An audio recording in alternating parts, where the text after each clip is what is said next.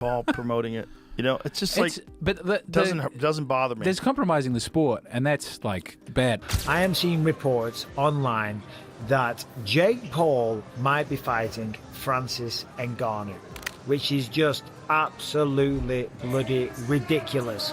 Jake Paul, Gervonta Tank Davis, the fight is in jeopardy, and it's for a reason that I think you all could believe, but maybe can't believe is happening again. Joe Rogan expresses shock over reports that the Netflix-streamed Jake Paul versus Gervonta Tank Davis exhibition might not happen as planned. What started as another high-profile boxing payday has suddenly spiraled into legal drama and social media firestorms. Ridiculous.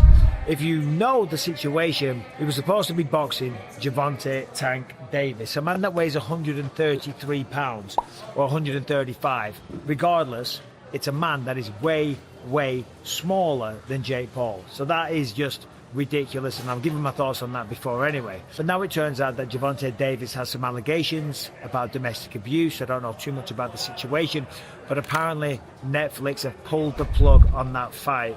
Reports say Gervonta Davis is facing fresh legal trouble, a civil suit from a former partner that alleges serious incidents, and the story has put his much-hyped November exhibition with Jake Paul in serious jeopardy. Multiple outlets are flagging the lawsuit and the potential arrest of Tank, and fresh allegations that emerged at the end of October. I'm a fucking idiot, and I don't know nothing. And don't take my advice. I love the Saudis. Don't take my opinion. I love the Israeli government. I love everybody. That had nothing to do with them. That was Jake Paul promoting it.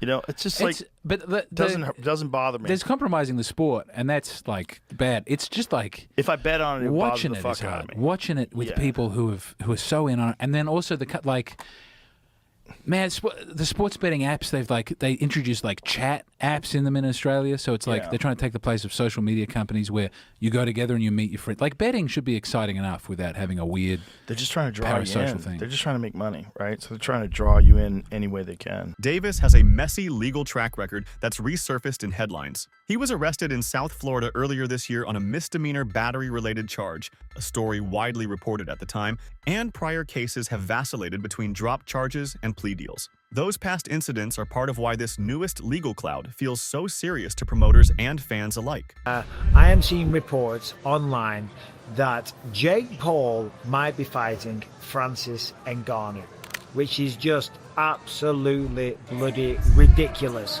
Meanwhile, Dame Margaret stated on X that the fight is getting postponed, saying, "Update, I'm hearing it's being postponed, not sure on the date, but I'm about 80% certain the November 14th event is canceled." The update suggests that the organizers are likely rescheduling the bout to a later date, possibly to ensure smoother arrangements and a stronger overall buildup for the fight. The Jake Paul versus Gervonta Davis fight promotion has been massive, with a lot of money spent on ads, interviews, and social media campaigns. The buildup looks big and flashy, showing how serious the organizers are about making it a major event. But contrary to the heavy promotion, ticket sales remain disappointingly low, as people don't seem interested in this matchup. Many reports suggest that the lack of fan excitement and poor sales have raised doubts about the fight actually happening, with growing talk that the event might be canceled or postponed to a later date. The promo is fire, and when this fight first got announced, I told y'all, the promo, when they start promoting it, it is going to be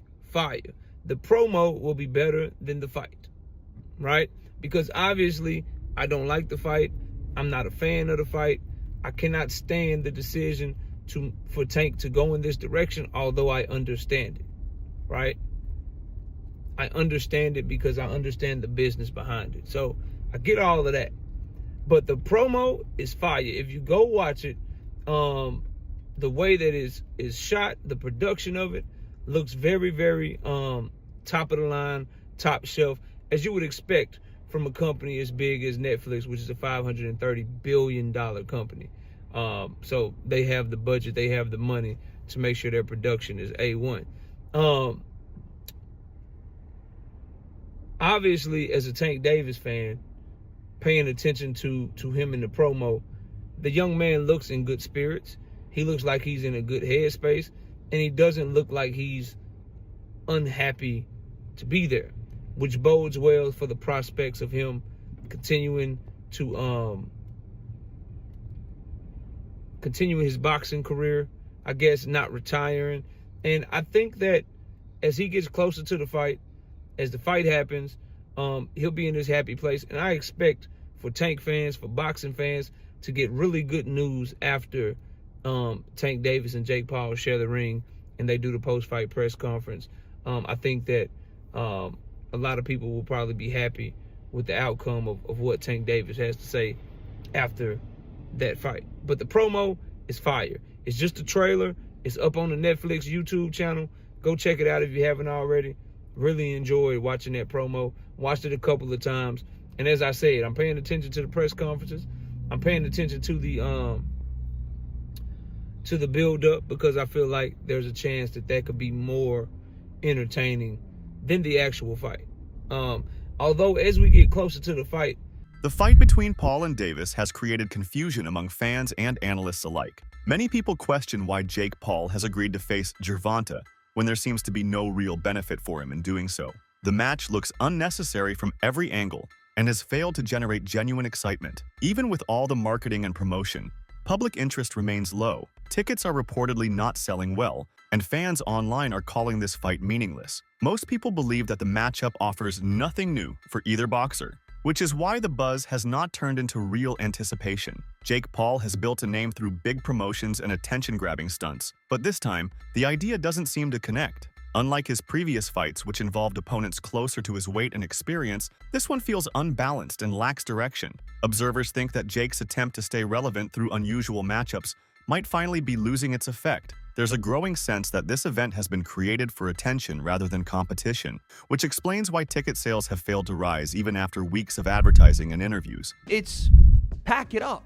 It's over with, because the fight makes no sense. It doesn't even make sense for Jake, for all the things Jake's talking about doing. It makes no sense for him. Again, money, sure. If it makes dollars make sense, okay, fine. But I want to see Jake in competitive matchups where I am interested in the outcome. I'm not interested in this. I'm not interested in the outcome of this. I was interested in Floyd versus Logan because there was an idea that Floyd was a little slower, a little older, and Logan would be able to knock him out. If Jake knocks Tank out, so what? What does that do for him? Because he said he could beat Canelo. He said he could beat Anthony Joshua. This one to me, like, I've gotten on board with a lot of Jake fights because they've made sense.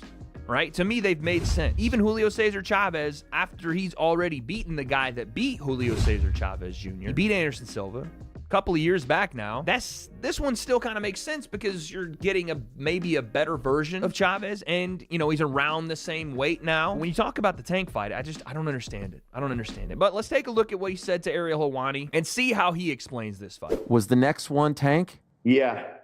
Yeah, I mean, that was on the 1 yard line as well, but he has to rematch, you know, Lamont Roach. He wants to get that back. And then we'll be back in discussions with Mr. Gervonta. But, man, this is the nature of boxing. You have massive fights on the 1 yard line and things just fall through. Again, I just don't know why would this be where you go? Like, the Mike Tyson thing I could kind of understand because it's Mike and it's an exhibition and he's retired. Tank still being in the competitive nature of the sport throws this one completely off for me. And the fact that Jake is like 60 pounds bigger than he is. Right? Like, Mike was obviously far older than Jake, and that was the big knock on that fight. Mike should not have been in there with Jake. Said that many times. Jake has fought so hard against people saying he's bad for the sport. He's bad for the sport. He doesn't actually want to fight or step up or do any of this stuff. And I've kind of had his back when I'm like, no, he is doing what most boxers have done early in their career. But this gives those people more ammo to be like, yeah, bro, look, this is what we're talking about. When we say he's bad for the sport, or when we say that he's doing stuff that doesn't make sense and he's making a mockery of things, this is what they're talking about. And again, I wouldn't have any problem with it if Tank was way past the point where he could fight competitively at his weight class and have fights with guys like Shakur Stevens, or even, again, rematching guys like Ryan Garcia. The fight rules have also been questioned by fans. It has been confirmed as an exhibition bout with a maximum weight of 195 pounds, and both fighters are required to wear 12-ounce gloves. These conditions make the fight look more like a show than a serious contest. Many viewers see it as a promotional stunt designed to attract casual audiences rather than loyal boxing fans. Because of the huge weight difference between Jake Paul and Gervonta Davis, most analysts believe the rules were adjusted to make it safer. But it still doesn't make the fight appear fair or meaningful in the sporting sense. So the Jake Paul versus Tank Davis press conference just went down, and the official rules for the fight have also been announced. So the fight will take place at 195 pounds. so 60 pounds higher than Tank normally fights at lightweight, and lower than what Jake has been fighting at cruiserweight and heavyweight. The fight will also be 10 rounds and 3-minute rounds each. So exhibitions are usually 2-minute rounds, but this will be 3-minute rounds like a pro fight, and 10 rounds is almost as long as a championship fight. They'll have 12-ounce gloves, so 2 ounces larger than usual, and there'll be 3 judges ringside to decide a winner. So unlike normal exhibitions where there is no winner, if this fight does go to decision, they will have scorecards to decide who wins. Now in the press conference, Tank was asked why he's taking this fight and not the Lamont Roach rematch, and he said he's doing what's best for him and his family. The media always switch up on him after one fight, and this is what he wants to do. He also said that Jake is a decent fighter, but taller fighters struggle with shorter fighters, and he's going to frustrate Jake, and after a couple of rounds, everyone knows what's going to happen. Now Jake, he promised to knock Tank out. He said that Tank has holes in his defense, gets frustrated, and we saw what a 135-pound Roach did to him, so he's going to knock him out. Jake also said that he still wants Canelo even though he lost to Crawford. And he said after he gets through Tank, Canelo's going to be on his list. And then we had the face-off with a noticeable size difference, but that was the first press conference. And I'm glad there's going to be a winner because I do think they'll try 100%.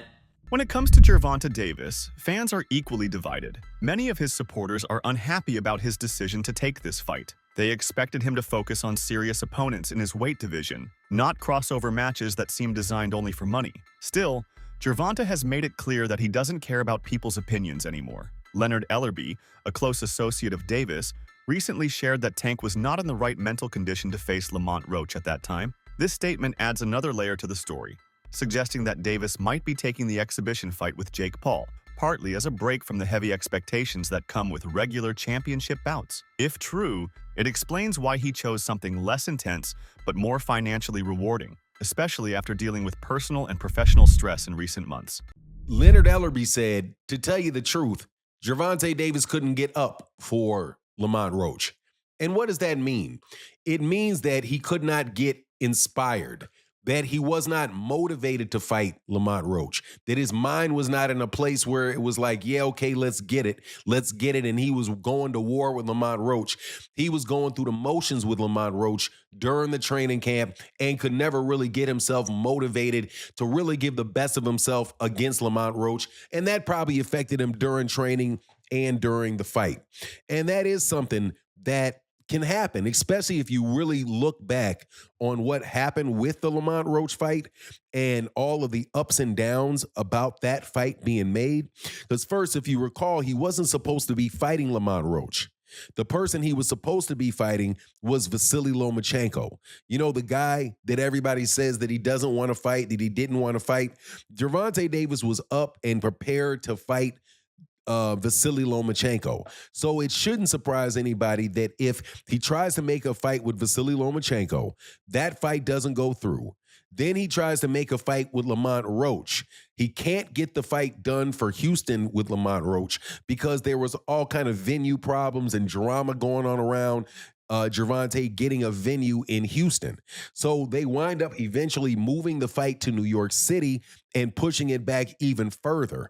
So not only is it a fight where he didn't just jump out of from his last fight that he had and jump into a fight with Lamont Roach, he got held up. And then also during that period of time, he had to spend some time in jail for a parole violation after I believe that might have been after the Lamont Roach fight. Money is another major topic linked to this matchup. Many observers claim that both Jake Paul and Gervonta Davis are participating for financial reasons rather than sporting ambition. This accusation is especially directed at Davis, who has often said that his goal was to change his life through boxing, not necessarily to chase records or titles forever. He has spoken openly about wanting to secure his financial future and support his family, which makes it clear that income remains a strong motivator. However, this honesty has also drawn criticism from fans who think he's losing the hunger that once made him one of the most feared fighters in the lightweight division. Analysts have discussed how Gervonta's recent career choices show a shift in priorities. Instead of challenging the best names in boxing, he appears more interested in marketable fights that bring higher paychecks. The Jake Paul matchup fits that pattern perfectly. It's not a test of skill or legacy, but an opportunity for huge promotion, social media engagement, and guaranteed income. While this may make business sense, it doesn't help Davis build a stronger reputation among boxing purists who value competition above all else. And while he's fighting YouTube sensation turned professional boxer Jake Paul, who is 12 wins, 1 loss, no draws, 7 wins by way of knockout, opposed to fighting against the likes of his peers who are well accomplished and superstars in their own right for legacy fights like Shakur Stevenson, like Teofimo Lopez, like Devin Haney. Why he's not interested in those fights. And he gets real, right? He gets real, and only thing we could do is salute it, right? Because he's saying, I never told y'all I wanted to be a world champion. I never told y'all I wanted to be undisputed. I got into this for myself and my circumstances to escape from my circumstances. And that's real. We can't blame him for that. We hold him in high regard because the statements he's made and misled people when he said he got a hit list that he wants to check off before he retires, and that hit list includes Shakur Stevenson, Devin Haney, Lomachenko, who turned down the fight because of a severe back injury. And then he told the world, he told Champside, it would be great for him to become undisputed. So I think that he had a change of heart at some point in time along the way, right? As for Jake Paul, his motivations appear similar. Since his debut, Jake has used boxing to expand his brand and prove he's more than an internet celebrity. Yet the choice to fight Davis, who is much smaller and more experienced, raises questions about what he's really trying to achieve. Winning such a fight would bring little credit, as most people expect him to have a natural size advantage. Losing, on the other hand, could seriously damage his image as a tough, fearless fighter. This is why many believe this fight brings more risk than reward for Jake Paul.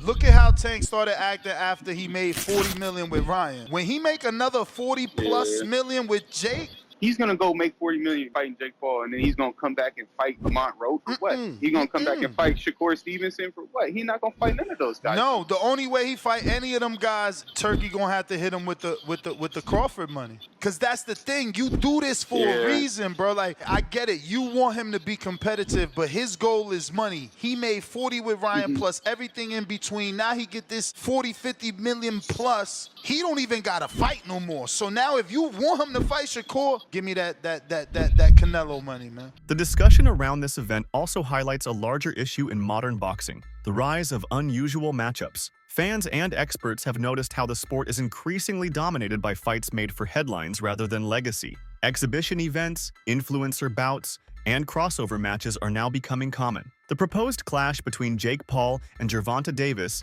is seen as another example of how business decisions often overshadow true competition. While such events draw attention online, they rarely attract long-term interest or respect within the boxing world. So breaking news, Jake Paul will be taking on Tank Davis in an exhibition on November 15th in Atlanta, Georgia, live on Netflix. And this is crazy for multiple reasons. One, they have a huge size difference. Tank Davis, he's a lightweight, normally fights at 135 pounds. And Jake Paul, he's a cruiserweight, usually fights at 200 pounds. So there's a good 60 to 65 pound difference here. It could also mean that Tank Davis is no longer interested in competing for titles anymore and is cashing out of boxing. You know, there's been a lot of talks that Tank is nearing retirement this year, and he was supposed to rematch Lamont Roach after their first fight went to a draw. But instead of chasing the Roach rematch, instead he takes the Jake Paul fight for money. So maybe this is Tank's last, or one of his last fights. And same for Jake Paul. He just got ranked number 14 at cruiserweight after beating Julio Cesar Chavez Jr. So he's supposed to be fighting other ranked contenders or top guys at cruiserweight. But instead, he's taking a money fight. But I do expect these two to go after each other. Even though it is an exhibition, I don't think it'll just be some boring sparring match. I do think they'll try a decent amount. But Tank, obviously, he's a lot more skilled. Jake, he has a lot more size. But you guys let me know who you got. Retired champion Carl Froch recently shared his opinion on the situation, calling Jake Paul's boxing path financially motivated rather than career-driven. Froch stated that Jake seems focused more on paydays and viral moments than on genuine progress as a fighter. His view reflects what many traditional boxers and trainers feel, that the sport is turning into entertainment rather than a disciplined craft. Froch's criticism is part of a growing conversation about the direction of boxing, especially when social media personalities enter the ring against professionals. For now, The Jake Paul versus Gervonta Davis fight remains one of the most talked about yet least understood events in recent memory. It brings together two personalities from very different worlds under one spotlight, promising spectacle but offering little substance. Whether it finally takes place or not, the discussion around it has already shown how boxing continues to balance between sport and show business. He'd mentioned me before, and there'll be people out there saying, oh, Carl Froch's talking about himself, he's after a payday. Listen, I'm not after a payday. I'm doing all right. There's no problems with my finances, but I'll take the fucking payday, of course I will, and I'll end Jake Paul with one punch. I'd go in there one-armed and beat this guy. He can't box. He's absolutely fucking useless, which we saw last night with Mike Tyson. Talking about Canelo Alvarez. I've not mentioned Canelo Alvarez because it's just laughable. Jake Paul, Canelo Alvarez. Can you imagine? I mean, if Jake Paul fancies that and he jumps in the ring with him, I will pay homage to him because fair play. If he jumps in there with Canelo Alvarez, he'll get absolutely fucking destroyed and it will be fast and it will be messy and it will be bad for his health as well, potentially. That's it for today's video. Stay tuned until next time.